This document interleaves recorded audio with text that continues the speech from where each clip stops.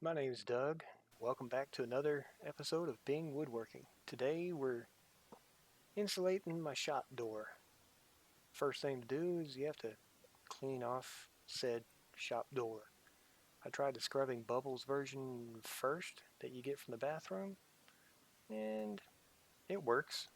It requires more effort than what I'm using here. This I just got from a local Tractor Supply. It's a degreaser, and golly, you talk about working better. This stuff works better. It came off like a breeze. And now I'm just rolling out this insulation, getting it up next to the door.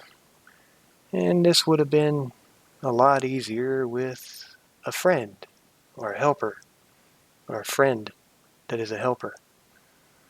It can be done solo by yourself, but it's a lot easier with said friend and helper. So think about that when you're doing this. But it is easy enough to do on your own. Here I'm just rolling it out, pre-cutting it to length, and I'm about to catch the falling insulation because I don't have a friend helper. Now I'm getting tape, some duct tape. I'm going to put 3 little strips of duct tape, one in the middle, one on the right, one on the left, and it's going to hold it to the door until I'm able to secure it with some spray adhesive. So this works pretty good.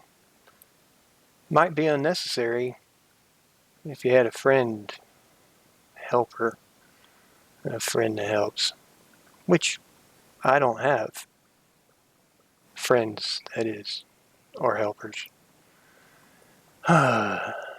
Anyhow, so using that duct tape, lining it up, you can probably see there on the right hand side I cut it a little short.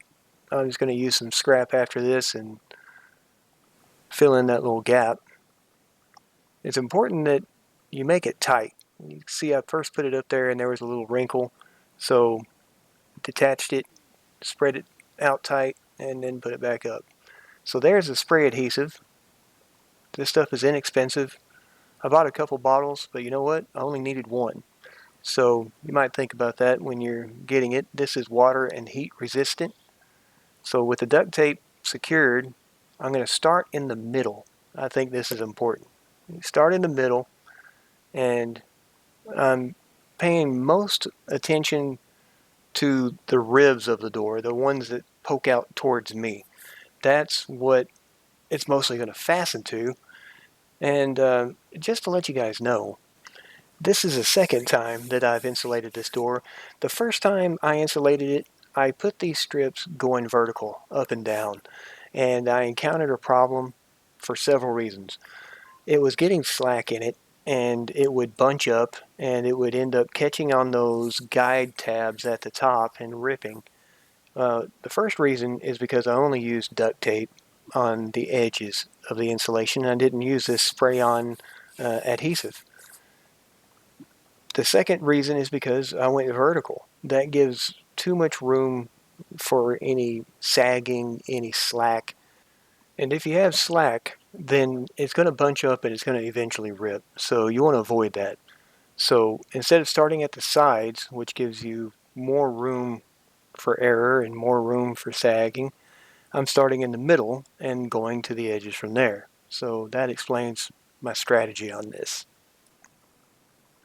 Once you get done with the middle, it's time to move over to the side and rinse and repeat the steps. I peel back the insulation, remove that duct tape, and then I'm spraying the spray adhesive again. You need to be careful not to get it all the way to the edge. You don't want that adhesive to be where it's in the guide rails there on the side. Um, One, you don't want it to glue, and two, you just don't want it to build up and become a bunch of friction. So I spray the entire section, and then it's time to start pressing the insulation to the door and getting a good bond with that spray-on adhesive. There's that little guide tab. It's made of metal, and that's what I was saying was ripping the insulation the previous time that I did that. Anytime that it sagged, sagging is probably the wrong word. Anytime that I slack, anytime that it had slack, it would bunch up, and then when I was rolling it up, that slack would bunch up there at that tab, and that tab would just rip it like a blade. So couldn't stand that. That made me rip it all down. I bought a new roll of insulation. This stuff is not expensive at all. I got enough to do this door for under $100. The spray-on adhesive cost $3-4 at your local box store, and it's a quick and easy project. This whole project took me under an hour and a half to do by myself. If you had a friend or a helper, or better yet, a friend that's a good helper, I could easily see that this would take 30-45 minutes to be done. So when I start pressing this on here, I come from the middle and go to the outsides. Remember, we started in the middle. You want to start again when you're doing your other sections from that middle and go outwards. So I got done with the right side, coming back doing the left. And like I said before, this is a rinse and repeat type process. And it's really easy to tell where you need to spray your adhesive and stop because you've already got it there. So just extend that outward and keep going. Be careful with your ladder. Make sure you got it close enough to your door to where you don't have to reach very far, because it will get unsteady and tip on you if you're not careful. And there I'm coming from the center, just pressing pretty firm, pretty hard on that, getting that insulation to adhere to the door, and just keep on going until you feel you've got a good bond. I'm going from the middle and from the top outwards and down. Now the top layer is done, it's time to do the bottom. This one's going to be a little easier, obviously, because no ladder will be involved. And here I'm just getting it to length. I'm cutting it a little longer than I need this time because I learned from my mistakes. Hey, I hope you learn from it too, because like I've said other times, and I'll say it again, and I'll continue to say it in the future, a smart man learns from his mistakes. A wise man learns from everybody else's. So here I sprayed about a 8-inch section with that spray adhesive, raised up my insulation, and just start pressing it there on that top. Go from the middle out, both sides, and then you got a good bond and you got something to work with as you're moving along. You can see there on the sides there's seems to be like a vertical rib. That's that cloth that's in the roll door, and there's no problem with it. I tried to skip over it when I was spraying so that it would stay flexible and wouldn't get stiff and break on me.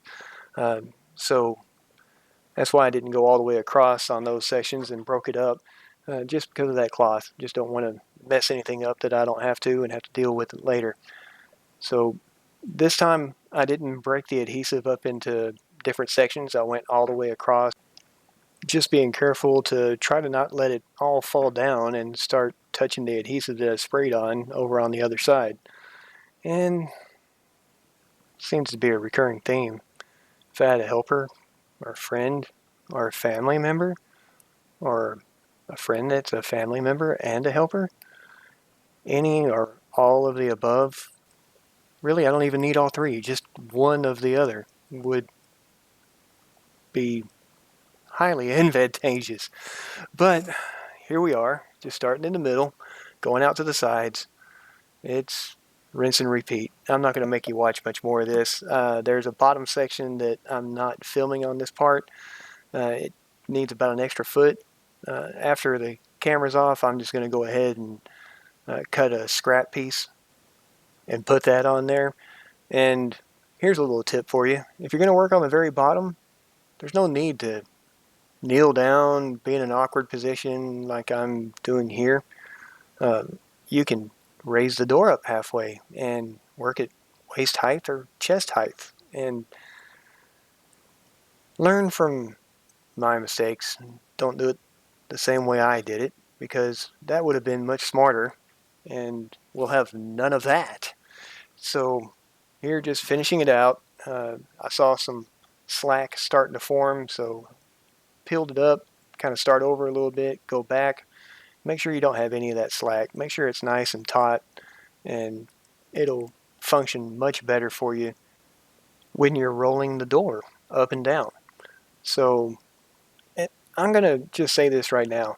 After I got this done and came back out the next day and the day after, I expected a small change in the temperature in the shop, and I was surprised at how effective this is. This stuff is very thin, it's very flexible, and I didn't expect it to make the change that it did. Now, I don't have a thermometer gun with the laser that you can point at it, but I do have a thermometer in my shop, and it made well over a 10-degree difference in 2 days that were pretty much identical in temperature and weather. So I went from 90 degrees in my shop to 80 degrees in my shop without the AC on. Man, what a difference. That 10 degrees makes a huge difference. And when I walk by that door now, I don't feel that radiant heat coming at me like I've got a stove on. And there you're able to see a couple things outside. There's my loyal, trusted companion, my boxer. That's Dixie. And you saw the front of my work truck. Yes, it is very bright yellow. That was not an optical illusion. It's that bright, and it's that yellow. If only one of them could have helped me with this insulation indoor, like a friend or a helper. So now I just saw a piece that was just a little loose. It didn't get some good adhesive. Just fixing that, and that's it. I'm done. So if you got anything out of this, please hit the like, please hit the subscribe, and we'll see you next time.